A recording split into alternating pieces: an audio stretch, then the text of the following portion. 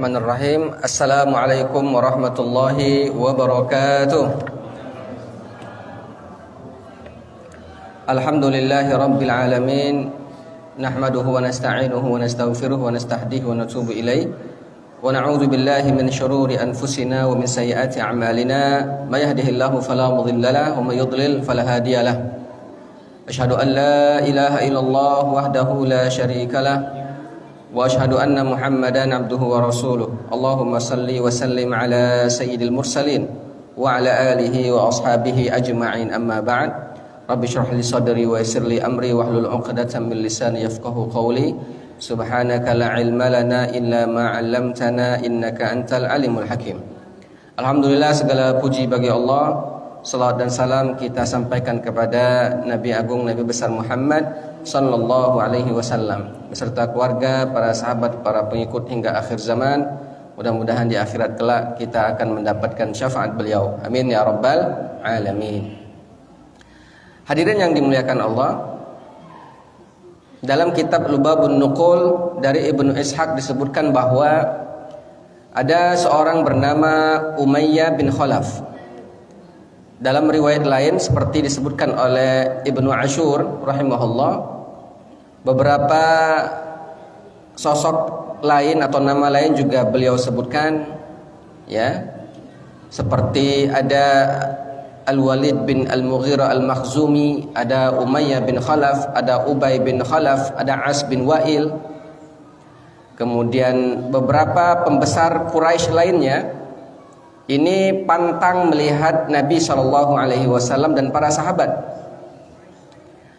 Idza ra'a Rasulullah SAW hamazahu wa lamazahu fa anzalallahu ta'ala suratul Humazah.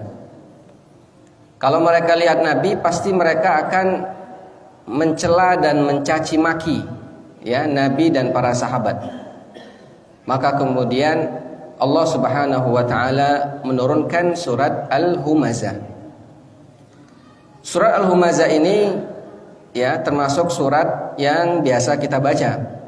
Karenanya sebelum kita masuk ke isi dari surat Al-Humazah ini, seperti biasa kita baca bersama-sama surat ini. A'udzu billahi minasyaitonir rajim. Bismillahirrahmanirrahim.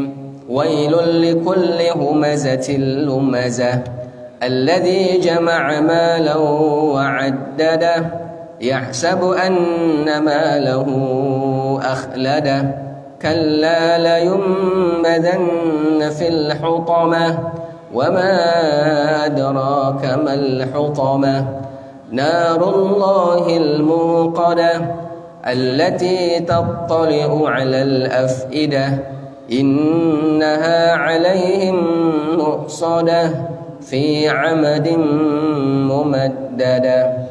Shadaqallahul azim. Maha benar Allah atas segala firman-Nya. Surat ini adalah surat yang ke-104. Ya, jumlah ayatnya 9, jumlah hurufnya 133, jumlah kalimatnya 33, dan surat ini, ya, termasuk surat yang awal-awal diterima oleh baginda Rasul sallallahu alaihi wasallam.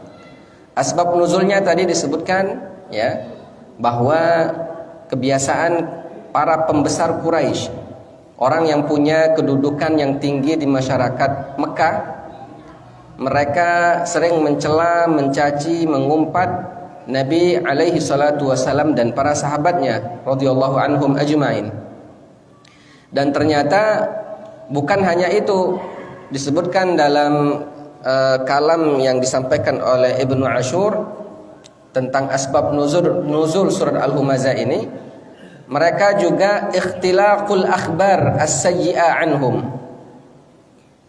membuat berita bohong, ya, berita-berita jelek, berita negatif berkaitan dengan Nabi dan para sahabat. Kalau bahasa kita sekarang adalah biasa menyebar berita hoax, berita bohong. Ternyata berita hoax itu sudah lama terjadi, ya. Sejak zaman Nabi itu udah ada berita hoax. Tapi bedanya kalau zaman sekarang menggunakan media sosial. menyebar melalui WA, Facebook, Instagram, ya. Bahkan kadang juga disiarkan di televisi. Kalau dulu itu berita hoaxnya adalah dari mulut ke mulut, ya, dari cerita-cerita, obrolan-obrolan kelompok-kelompok yang kemudian menyerang para sahabat dan juga Nabi kita Muhammad sallallahu alaihi wasallam. Dan yang memberikan atau membuat berita hoax dan cacian makian ini bukan orang biasa. Mereka adalah orang-orang yang punya kedudukan sosial di tengah masyarakat, punya power, ya. Sehingga apa yang mereka sampaikan tentu sangat berdampak di tengah masyarakat. Kalau yang ngomong wong biasa, barangkali santai belah, tidak katik masalah. Tapi karena yang ngomong adalah tokoh, yang ngomong adalah para pembesar Quraisy, yang ngomong adalah orang yang punya strata sosial tinggi di masyarakat, maka tentu ini sangat berdampak, ya, kepada Nabi alaihissalam dan para sahabat. Karena itu wajar jika kemudian surat ini turun yang membela Nabi SAW dan para sahabatnya, juga tentu akan menjadi syariat serta hukum yang berlaku buat kita semua sebagai umatnya Nabi Muhammad SAW. Surat ini tepatnya turun yang ke-32 yang diterima oleh Rasulullah SAW. Surat turunnya setelah surat Qiyamah dan sebelum surat Al-Mursalat yang di juz 29. Hadirin yang dimuliakan Allah, surat ini dimulai dengan firman Allah yang berbunyi, A'udzubillahi minasyaitonirrajim, Bismillahirrahmanirrahim, Wailul likulli humazatil lumazah. Celakalah, kalau diterjemah dalam bahasa kita, ya, celakalah bagi setiap pengumpat dan pencela. Kita lihat apa tafsiran dari ayat ini. Kalimat wailul likulli, wail di sini ada dua maknanya. Makna pertama, wail itu adalah labzun yadullu ala zammi wa ala talabil azabi wal halakah. Kalimat wail, Bapak Ibu, adalah kata yang digunakan, ya, untuk memberikan semacam hal-hal yang sangat tidak menyenangkan. Kalau bahasa lainnya, kalau bahasa singkatnya adalah kecelakaan buat orang-orang yang nanti akan disebutkan dalam ayat ini. Celakalah, kan gitu kalau diterjemah dalam bahasa Indonesia. Lafal kata yang menunjukkan akan kehancuran, menunjukkan akan azab, menunjukkan akan kecelakaan. Itu makna pertama dari wail. Makna kedua, ada ulama yang memaknai wail itu adalah ismun liwadin fi jahannam. Wail itu adalah nama lembah di neraka jahanam. Berarti lembah di neraka jahanam ini akan dikhususkan buat mereka yang nanti akan disebutkan di ayat pertama ini. Dua-duanya berat berarti, ya. Yang pertama maknanya adalah celaka, yang kedua maknanya adalah lembah di neraka jahanam. Artinya kalau sudah kalimat wail muncul, ini kata yang keras dan tegas dari Allah Subhanahu wa taala agar kita berhati-hati, agar kita waspada. Jangan sampai termasuk dari orang yang Allah sebut sebagai celaka. Dalam ayat Al-Quran ada ayat-ayat yang juga menggunakan kalimat wail, seperti wailul lil mutaffifin, ya, wailul lil mukadzibin. Itu semua adalah bentuk yang sangat tegas kecaman dari Allah agar kita waspada, agar kita jangan termasuk dari kelompok-kelompok itu. Nah, konteks ayat Al-Humazah ini, siapa? Wailul likulli, celakalah bagi siapa saja, umum berarti ya, bagi siapa saja, humazatil lumaza. Ada dua kata, pertama humaza, kedua lumaza. Humaza ini ternyata menjadi nama surat ini. Makanya surat ini disebut dengan surat Al-Humaza. Sedangkan lumaza ini tambahan kata setelah humaza. Maka ulama ada yang membedakan kata humaza dan lumaza. Kita lihat apa makna dari kedua ini. Dalam tafsir Al-Wasit, Syekh Muhammad Said Tantawi rahimahullah, beliau menjelaskan al-humaza itu berakar dari kata al-hamzu. Apa artinya? At-ta'nu fi a'radin nas wa ramyuhum bima yu'dhihim. Ternyata humaza itu artinya adalah menghancurkan kehormatan orang lain, memfitnah orang lain, ngomongi orang lain sehingga orang lain ini merasa tersakiti. Ya. Itu arti al-humaza. Jadi merusak kehormatan orang lain, menuduhnya sehingga dia terzolimi dan sakit hati. Itu makna humaza.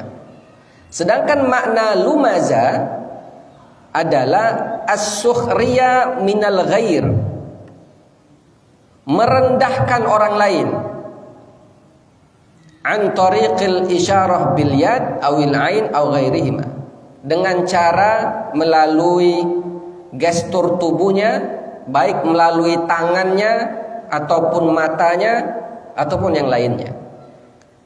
Dan itu bertujuan adalah merendahkan kehormatan orang lain. Ya. Itu makna lumaza. Sedangkan Al-Jumal mengatakan al-humazah dan lumazah itu satu makna. Beliau mengatakan satu makna. Apa maknanya? Al-masya'una bin namimah. Humazah lumazah ini bermakna orang yang sering mengadu domba antar sesama. Al-mufarriquna bainal ahibba wal baghuna al-aiba lil bari. Al-humazah lumazah, mereka yang membuat hubungan yang baik antar sesama itu menjadi retak dan hancur, kemudian suka mengumbar-umbar aib orang lain, dan itu berarti bermakna sama humaza dan lumaza. Ya. Ada lagi seperti pendapat yang lumayan agak sedikit membedakan secara kondisi dan keadaan. Kalau humaza, pendapat yang ketiga ya, yu'ibuka fil ghaib, yang mencela dan mencacimu ketika kau tidak ada di tempat. Sedangkan lumaza yu'ibuka fil wajhi, yang mencela dan mencacimu langsung di depan matamu, di hadapan wajahmu. Humaza ngatoi wong tapi dia tak katik di tempat, korbannya tak katik di tempat. Sedangkan lumaza, korbannya itu tepat berada di depan, langsung ngatoi, langsung ngomong. Itu pendapat ketiga tentang humaza dan lumaza. Dalam tafsir Al-Wasit disebutkan, wa hadzihil aqwal al-hasil yarji' ila aslin wahidin wa huwa ta'nu wa izharul aib. Wa yadkhulu dzalika man yuhakkin nas fi aqwalihim wa af'alihim wa aswatihim liyadhaku minhu. Jadi kesimpulannya, humazah dan lumazah ini adalah kembali ke makna bahwa dia orang yang mencela dan mencaci serta menghancurkan kehormatan orang lain, baik perbuatan itu melalui lisannya ataupun melalui perbuatannya. Kalau melalui lisan tentu kita mungkin sudah paham semua ya. Kalau lisan kan ngomong tuh mudah. tinggal dia bersilat, kemudian dia seperti pedang melukai hati seseorang, itulah disebut dengan humaza dan lumaza. Kalau dengan perbuatan, dengan gestur tubuh juga ada mencela orang melalui gestur tubuh. Ya, barangkali kalau mau dipraktekkan agak sulit juga ya. Ada orang yang dengan muka dia bisa mencela orang. Jadi nih kalau lagi ngomong depan orang, kemudian orang ini mau dia cela, dia menggunakan raut muka ya dengan wajah yang ya bagaimana ya, saya tidak bisa menjelaskan secara detail, tapi dia jelas-jelas menghina orang tersebut. Melalui bibir biasanya Pak. Coba ngomong kira-kira. Iya, melalui bibirnya gitu ya. Tidak ngomong, tapi dia nyela, mencela, ngatoi. Beberapa waktu lalu barangkali ada yang lihat di video, itu ada, ini mohon maaf ya, kebetulan ibu-ibu lagi cerita sama temannya ya. Kita tidak dengar apa yang dia cerita gitu, tapi dari melalui wajahnya itu terlihat sekali dia sedang mencela orang lain, gitu ya. Kalau yang bapak-bapak kan kalau ngobrol kan biasa tuh, wajahnya datar saja ya. Nah kalau ibu-ibu ini ada gestur wajah khusus.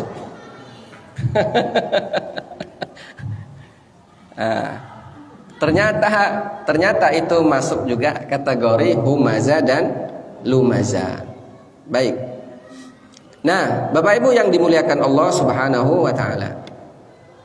Ternyata kalimat humazah lumaza ini ya juga disebutkan dalam tafsir Ibnu Katsir bahwa humazah bil qaul dengan ucapan, sedangkan lumaza ini adalah bil fi'il. Dalam Islam Bapak Ibu, mencela, menghibah, ngatoi orang itu sesuatu yang besar dosanya. Ya. Makanya dalam Al-Qur'an misalkan Allah Subhanahu wa taala berfirman dalam Hujurat ayat 12, "Ya ayyuhalladzina amanu ijtanibu katsiran minadh-dhann, inna ba'dadh-dhanni itsmun." Wahai orang-orang beriman, jauhilah kalian dari prasangka, karena sebagian dari prasangka itu adalah dosa. Wala tajassasu, jangan mencari-cari keburukan orang lain. Wala yaktab ba'dukum ba'dha, janganlah kalian saling ngatoi, saling menggosipi, saling menghibah di antara kalian. Ayuhibbu ahadukum ayyakula lahma akhihi maitan fakarihtumu. Adakah di antara kalian yang mau memakan bangkai saudaranya sendiri, padahal kalian tentu jijik dan tidak mau melakukan hal tersebut? Wattaqullaha innallaha tawwabur rahim. Bertakwalah kepada Allah, takutlah kepada Allah, sesungguhnya Allah Maha penerima taubat dan Maha penyayang. Perbuatan ini ternyata adalah semacam penyakit yang bisa menjakiti siapapun. Kami tentu tidak hanya berfokus menyampaikan misalkan untuk ibu-ibu saja, bapak-bapak pun sama, bisa juga terjangkiti penyakit yang namanya riba, ngatoi wong, mencela orang, menghina orang dan lain sebagainya. Semua kita. Maka itu Nabi SAW dalam riwayat Abu Hurairah pernah ya bertanya kepada para sahabat. Pertanyaan yang beliau sampaikan ini sebenarnya Bapak Ibu bukan beliau tidak tahu. Karena ada istilah, ya ada sebuah kaidah, bukan pertanyaan itu karena beliau tidak tahu. Istifham, walakin isti'lam. Ya, pertanyaan itu adalah sebagai informasi. Kata Nabi, pertanyaannya begini: Atadruna mal ghiba? Tahukah kalian apa itu ghiba? Jadi kalau nanya begitu kan bukan berarti Nabi tidak tahu ya, tapi justru ini sebagai informasi dan ilmu buat yang mendengar saat itu, dan juga tentu berlaku buat kita. Kata Nabi, tahukah kalian apa itu riba? Para sahabat langsung menjawab, Allahu wa rasuluhu a'lam. Allah dan Rasulnya paling tahu. Artinya mereka tidak tahu, tidak ada ilmunya. Apa jawab Nabi? Kemudian Rasul memberikan informasinya. Zikruka akhaka bima yakrahu. Riba itu adalah kau menyebut saudaramu yang dia tidak senang mendengarnya. Itulah riba. Jadi kita membicarakan orang lain ini kalau dengar cerita kita itu tidak senang dia, sakit hatinya. Itulah riba. Nah, menariknya riwayat ini belum selesai, belum titik di situ. Ada lanjutannya. Lanjutannya adalah para sahabat kemudian ada yang nanya, "Afara'aita in kana fi akhi ma aqul?" Ya Rasulullah, cak mano kalau seandainya yang aku omong itu memang benar, dia tuh memang maitunian, faktanya memang seperti itu. Ini semacam justifikasi ya. Kalau itu mak mano ceritanya? Dengarkan jawaban Nabi. In kana fihi ma taqul faqad ghibtahu wa illam yakun fihi ma taqul faqad bahattahu. Kata Nabi, andaikan yang kau sebut itu adalah benar sesuai dengan fakta orang yang kau ceritakan, maka itulah riba. Kau sudah menggibah saudaramu. Tapi andaikan yang kau bicarakan terhadap saudaramu itu tidak sesuai dengan faktanya, maka kau telah memfitnah dirinya. Kalau benar riba, kalau salah fitnah. Dua-duanya sama-sama dosa besar. Ya. Karenanya riba ini termasuk kategori dari dosa yang besar. Bahkan Bapak Ibu jangan salah. Ya, Nabi SAW memberikan kita agar berhati-hati dalam berinteraksi, bersosial sesama kita manusia. Dalam sebuah hadisnya dengan redaksi hadis yang sama seperti sebuah pertanyaan, tapi bukan karena Nabi tidak tahu, tapi sebagai informasi buat kita. Apa kata beliau? Atadruna manil muflis? Tahukah kalian siapa orang yang bangkrut nanti di hari kiamat? Nabi nanya. Para sahabat jawab sesuai dengan ilmunya. Kata para sahabat, ya Rasulullah, al-muflis fina man la dirham lahu wala mata. Wahai Nabi, yang kami tahu muflis, orang yang bangkrut itu adalah orang yang kate duit, dak kate harta, dia ada orang bangkrut. Nah, dengarkan jawaban Nabi. Ternyata al-muflis min ummati, orang yang bangkrut bagian dari umatku itu adalah ya'ti yaumal qiyamah bi salatin wa siyamin wa zakatin. Ada umatku yang datang di hari kiamat membawa pahala banyak luar biasa. Pahala puasa, pahala zakat, pahala salat, dia bawa semua pahala ritual ibadahnya. Tetapi masalahnya, wa ya'ti qad syatama hadza wa qadhafa hadza wa akala mala hadza wa safaka dama hadza wa daraba hadza. Tapi secara sosial dia bermasalah, sering mencela, mencaci, memfitnah, menzolimi, menyakiti. Itu yang dia lakukan. Walaupun secara ritual ibadah bagus, tetapi secara sosial dia bermasalah. Akhirnya apa yang terjadi? Karena banyak yang tersakiti, terzolimi, fayu'ta hadza min hasanatihi wa hadza min hasanatihi. Orang-orang yang pernah dia sakiti dulu akan diberikan secara gratis pahala-pahala dia tadi kepada orang-orang tersebut. Si A dapat, si B dapat, si C, semua dapat. Ya. Fa in faniyat hasanatuhu qabla ay yaqdiya ma alai ukhidha min khotoyahum faturihat alaihi thumma turiha finnar. Setelah pahala ritual dia tadi, salat, puasa, zakat, haji, umrah, semuanya diberikan, ya. Tapi ternyata masih ada yang belum dapat, sedangkan pahala yang tadi udah habis diberikan kepada orang-orang tadi.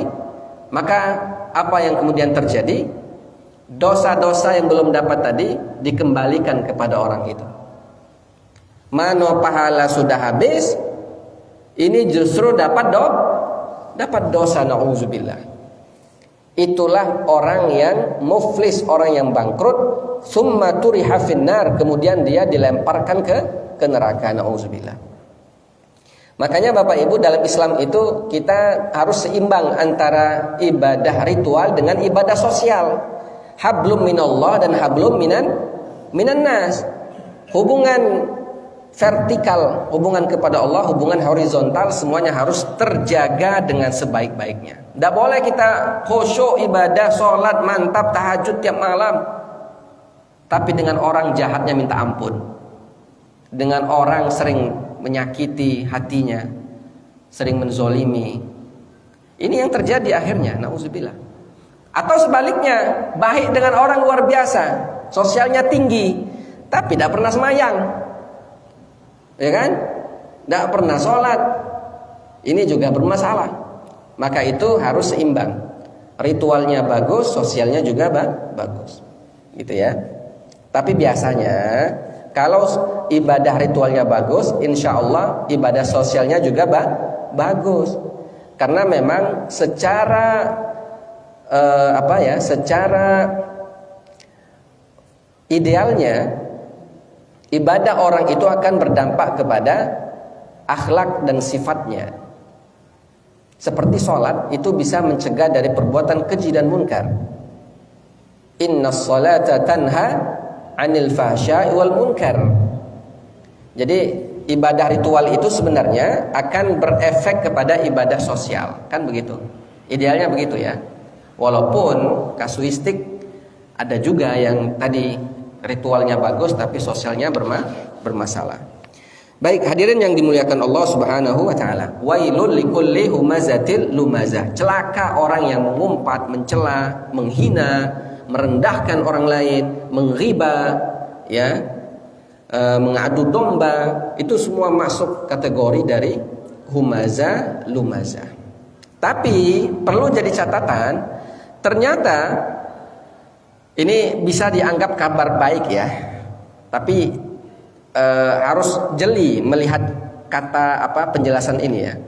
Kabar baiknya adalah ternyata humazah lumazah di sini kalau dilihat dari segi bahasa itu untuk orang yang memang punya karakteristik yang sudah berakar dan berurat dalam dirinya mencela menghina orang itu.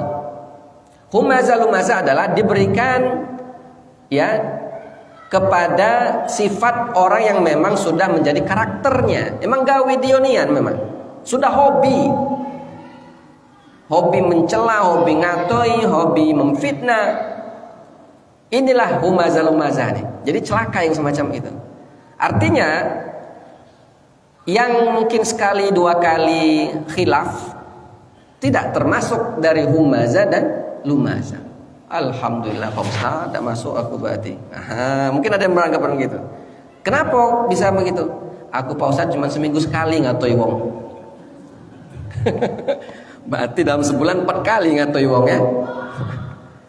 Kalau nama itulah banyak, itu namanya bukan dikit. Lah hobi pula itu seminggu sekali itu. Ya.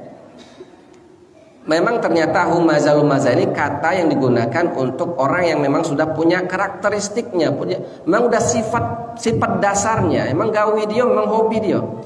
Ada orang ini? Ada. Jadi jangan heran kalau ketemu dengan orang ini, obrolannya pasti ngatoi wong.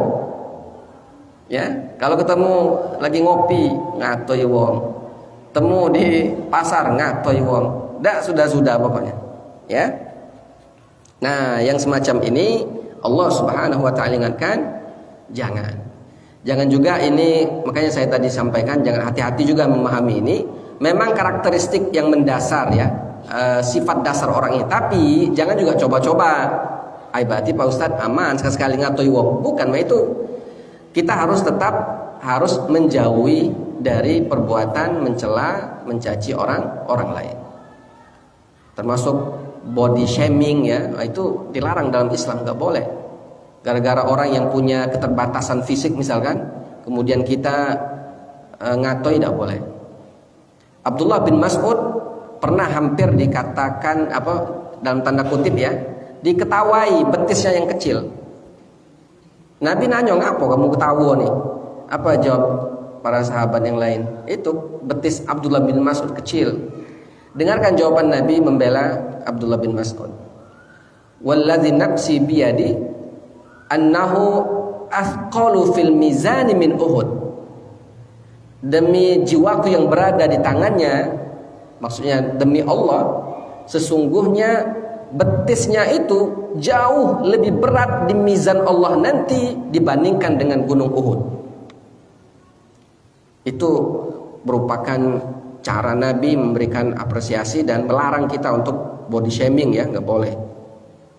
Baik Bapak Ibu yang dimuliakan Allah, alladzi jama'a malau wa addada. Sifat kedua dari orang yang humaza lumaza ini adalah dia mengumpulkan harta. Jama'a malan ini mengumpul-ngumpul, mencari uang sebanyak-banyaknya, tapi bukan mencari dan mengumpulkan saja. Wa addadahu, menghitung-hitungnya. Maksud menghitung ini artinya dia ini bakhil, pelit, medit, kikir. Ya, kalau bahasa kami getabasa. Getabasa atau berat ya, susah. Nah, yang semacam ini juga bagian dari sifat buruk dari mereka yang suka mencela. Dan memang biasanya, mohon maaf ya, orang yang mencela, memfitnah, merendahkan orang lain itu secara strata sosialnya memang tinggi. Karena merasa hebat, karena punya harta, punya uang, punya kedudukan, maka dia dengan mudah lisannya mencela dan menghina orang. Kalau yang biasa ya, yang tidak ada apa-apa, yang sederhana, rasa-rasanya tidak ada alasan dia untuk menghina orang lain. Ya kan? Rasa-rasanya. Walaupun ada juga yang tidak tahu diri ya, juga tetap saja apapun kondisinya ngatoi dan mencela orang lain. Imam Ibnu Katsir rahimahullah ketika menjelaskan kalimat atau ayat kedua ini, apa kata beliau? Alhahu maluhu bin nahar. Kalau siang hari hartanya melalaikan dirinya karena sibuk mengejar dunia tadi. Fa in kana al-lail nama ka'annahu jifa. Tapi pada saat malam hari dia tidur seperti bangkai. Artinya dak kate urusan ya mengejar akhirat. Pokoknya sudah dunia itu sudah menjadi obsesinya sehingga akhiratnya terlupakan. Makanya ayat ketiga, yahsabu anna malahu akhlada. Dia mengira bahwa harta yang dia punya, kedudukan yang dia dapat itu akan mengekalkan dirinya. Maksudnya adalah dia lupa dengan akhirat. Dia lupa bahwa akan ada akhirnya, akan ada ujungnya, akan ada habisnya. Ketika meninggal dunia semuanya berakhir dan siap-siap akan menerima dan mempertanggungjawabkan segala perbuatan dirinya, termasuk harta yang dia punya. Ya. Yang kedua maknanya yahsabu anna malahu akhlada ini adalah dia merasa bahwa harta yang dia punya itu akan mengangkat derajatnya di sisi Allah Subhanahu wa taala. Padahal dia melupakan Allah ketika hidup di dunia. Nah, yang semacam ini kemudian Allah bantah. Kalla la yumbazanna fil hutamah. Tidak begitu. Sekali-sekali tidak. Kalla di sini sama seperti surat yang kita bahas sebelumnya. Surat apa kemarin tuh? Saya ingat Al-Asr. Sebelumnya ada surat surat apa?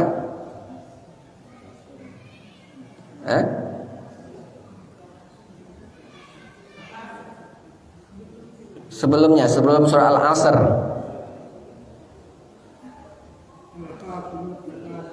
At-Takasur. Betul. Surat At-Takasur. Kalla itu kan ada juga 3 kali bahkan diulang. Alhaakumut takasur hatta zurtumul maqabir. Kalla saufa ta'lamun thumma kalla saufa ta'lamun kalla law ta'lamuna ilmal yaqin. Kalla. Jadi 3 kali. Di sini juga ada kalimat kalla, kata kalla. Apa maksudnya? Ini adalah bantahan dari Allah yang secara tegas. Allah sampaikan kalla. Tidak begitu. Keyakinan kau bahwa hartamu, ya, kedudukanmu bisa mengekalkanmu di dunia, kau merasa hebat. Tidak, itu keliru, salah, ya. La yumbazanna fil hutamah. La yumbazanna ini adalah maknanya dilempar. Dilempar di sini bukan seperti kita melempar sesuatu dengan cara normal. Kalau lempar normal, Bapak Ibu, ya misal contohnya, ini lempar normal, tuh, itu lempar kan?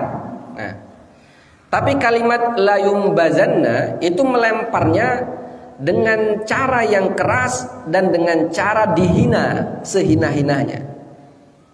Ya, jadi lemparnya bukan lempar kayak tadi. Tahu dewek kalau lempar dengan cara keras dan cara dihina oleh Allah Subhanahu wa taala. Berarti lemparan itu bukan lemparan biasa. Kita kalau dilempar masuk neraka, lempar biasa beda lemak. Apalagi dilempar dengan cara yang keras dan dengan cara dihina. Nauzubillah. Ini satu hal yang sangat mengerikan gitu ya. Bayangkan orang-orang yang punya sifat disebutkan yang ayat-ayat 1, humaza lumaza, mengumpul harta, mencela dan lain sebagainya, itu akan mendapatkan hal ini, akan dilempar sedemikian rupa, ya, dilempar dengan cara dihina, ya. Kemudian akan dimasukkan ke tempat khusus namanya al-hutamah. Apa itu hutamah? Hutamah ini adalah nama neraka yang dikhususkan bagi mereka yang suka mencela, menghina tadi. Jadi kalau nak ngambil kapling di akhirat, di neraka, kapling hutama, nah lajulah galak ngatoi wong, galak menghina orang, ya. Itu akan masuk ke komplek al-hutamah. Nah, sekarang hutama ini neraka apa? Dengarkan ayat kelima, wa ma adraka mal hutamah. Bapak Ibu, ini semacam rumus ya, katakanlah rumus. Ketika ada kalimat wama adroka digunakan dalam firman Allah bukan sekali ini baik, ya. Ada beberapa tempat di ayat yang lain Allah gunakan wama adroka. Biasanya Allah akan bicara tentang sesuatu yang dahsyat luar biasa. Wa madrokani artinya adalah tahukah engkau, pertanyaan sebenarnya, tapi pertanyaan ini menjurus kepada informasi sesuatu yang dahsyat, yang luar biasa hebatnya. Contoh ya, biasanya tentang kiamat. Al-qari'ah, mal qari'ah, terus wa ma adraka mal qari'ah. Ada wa ma adraka. Tentang apa itu al-qari'ah? Tentang dahsyatnya kiamat. Yauma yakunun nasu kal farashil mabthus. Manusia berterbangan seperti anai-anai.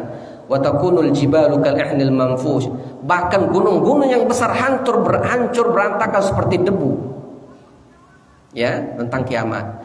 Atau tentang kondisi yang sangat luar biasa, sulit dinalar oleh akal manusia. Seperti Allah ingin menceritakan tentang Lailatul Qadar.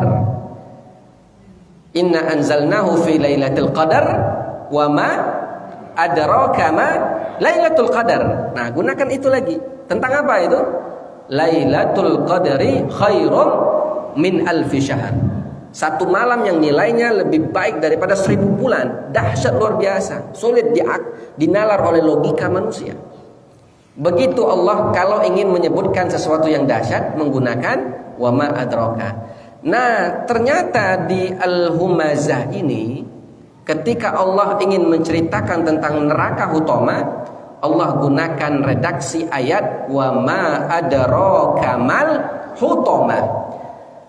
Sudah bisa diprediksi dan bisa kita analisa bahwa pasti dahsyat nih. Pasti bukan hal yang kecil, bukan hal yang biasa. Ya. Nah, sekarang kita lihat apa? Narullahil muqadah. Tentang api Allah. Nah, kalimat api Allah ini Bapak Ibu, kalimat nar itu kan api ya. kalau api saja untuk neraka itu udah ngeri luar biasa. Apalagi kalau api ini, kata api ini kemudian dinisbahkan kepada Allah, nama Allah. Maka besar dan dahsyatnya api itu tidak ada satupun orang yang tahu, ya. Dahsyat dan mengerikannya api Allah, api nerakanya Allah Subhanahu wa ta'ala. Ditambah lagi bunyinya adalah al-muqadah, yang dihidupkan, yang dinyalakan. Makanya ayat 7-nya apa? Allati tattali'u 'alal afidah. Yang api itu gambarannya ya.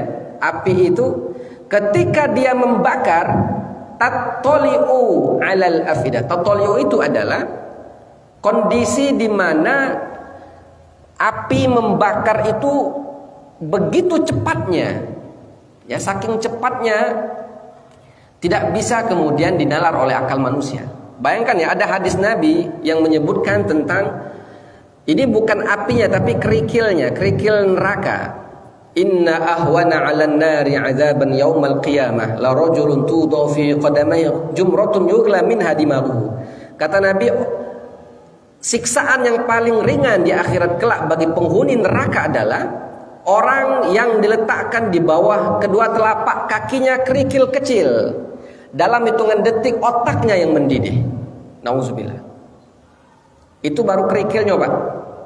Jumratun itu adalah kerikilnya.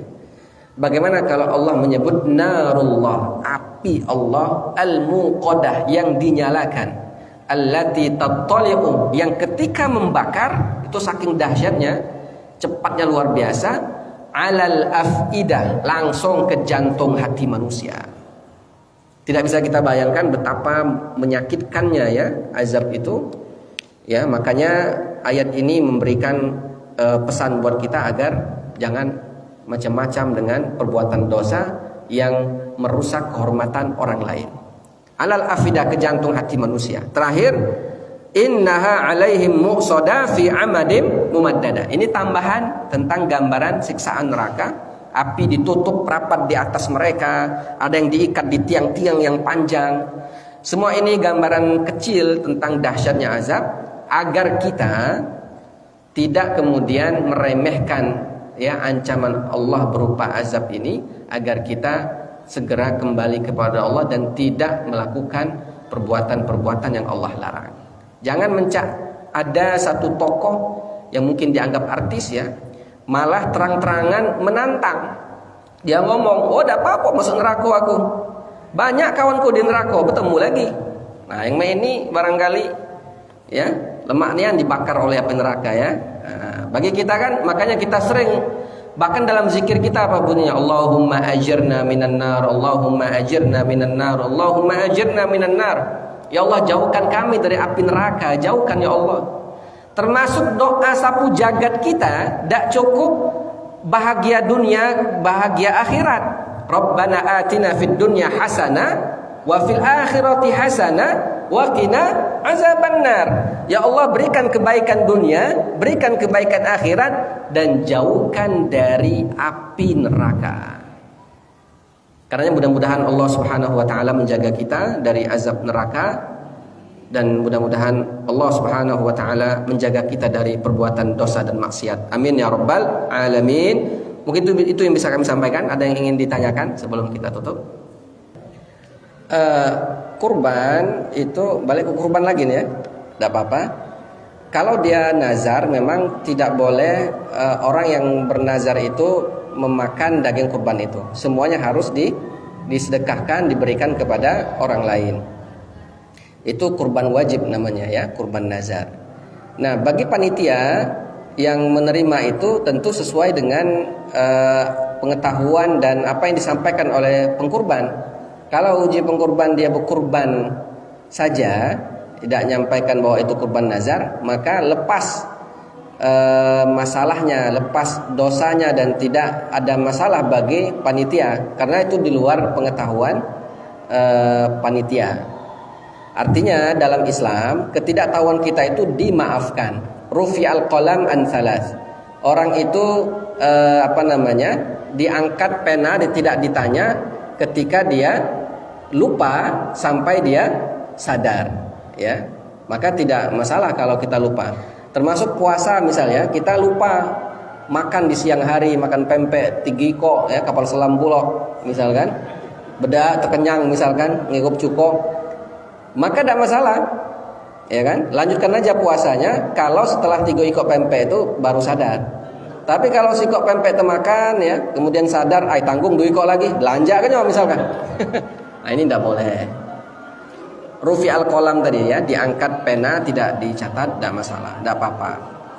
Jadi ketidaktahuan itu memang di luar kuasa kita, sehingga Islam pun mentolerir ketidaktahuan itu dan tidak jadi masalah. Ya, insya Allah dengan niat yang baik, apapun yang kita lakukan, jika itu kebaikan insya Allah dapat pahala, jika itu keburukan tidak akan dicatat sebagai dosa. Wallahu a'lam bishawab. Mungkin itu yang bisa kami sampaikan. Hadinallahu wa iyyakum ajmain. Kita tutup dengan hamdalah dan doa kafaratul majlis. Alhamdulillahirabbil alamin. Subhanakallahumma wa bihamdika asyhadu an la ilaha illa anta astaghfiruka wa atubu ilaik. Hadinallahu wa iyyakum ajmain. Wassalamualaikum warahmatullahi wabarakatuh.